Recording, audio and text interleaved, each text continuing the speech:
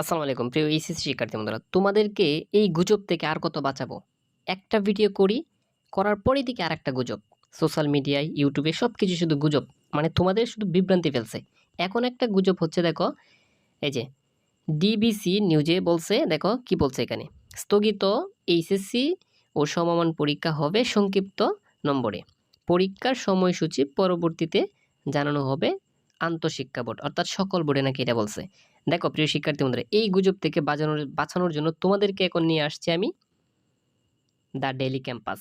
Daily campus কি বলছে, এটা সত্যি নাকি মিথ্যা, ঠিক আছে, এটা তুমি এই ভিডিওর মাধ্যমে জানতে পারবা। আর আমি বারবারই বলি, সত্যিকারের নিউজগুলো পেতে চ্যানেলটা সাবস্ক্রাইব করে রাখো। অযথা ভিডিও দেখে নিজেকে বিভ্রান্ত করিও না। স্থগিত এইচএসসি পরীক্ষা কি বলছে তারা, দেখো এইচএসসি যে পরীক্ষাটা, এই যে স্থগিত এইচএসসি ও সমমান পরীক্ষা হবে সংক্ষিপ্ত নম্বরে। পরীক্ষার সময়সূচি পরবর্তীতে জানানো হবে।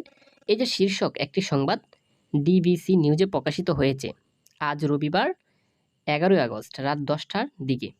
বাংলাদেশ আন্তঃশিক্ষা বোর্ড সমন্বয় কমিটির সূত্র দিয়ে একটি পোস্টার তাদের ফেসবুক ভেরিফাইড পেজে শেয়ার করা হয়েছে।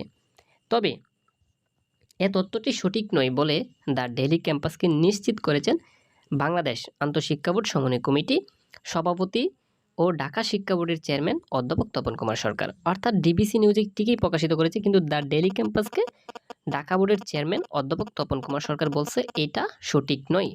তিনি জানান, ডিবিসি নিউজে তথ্যটি সঠিক নয়। এখনও স্থগিত এইচএসসি ও সমান পরীক্ষার দিনক্ষণ নির্ধারণ করা হয়নি। ঠিক আছে, এর আগে আজ দুপুরে নিজ দপ্তরে প্রফেসর বা অধ্যাপক তপন কুমার সরকার বলেছিল, বেশ কিছু টানা হেফাজত থেকে এইচএসসি প্রশ্নগুলো পুড়ে ফেলা হয়েছে। প্রিয় শিক্ষার্থী বন্ধু, আর কিছু পড়ার দরকার নেই, বাকিগুলো তোমরা একটু দেখে নাও। ঠিক আছে, আর এই যে যেটা বলছে অন্ততপক্ষে 1 মাস সময়ের প্রয়োজন, এটাই সঠিক। আর এগুলা নিউজ অযথা চড়াচ্ছে।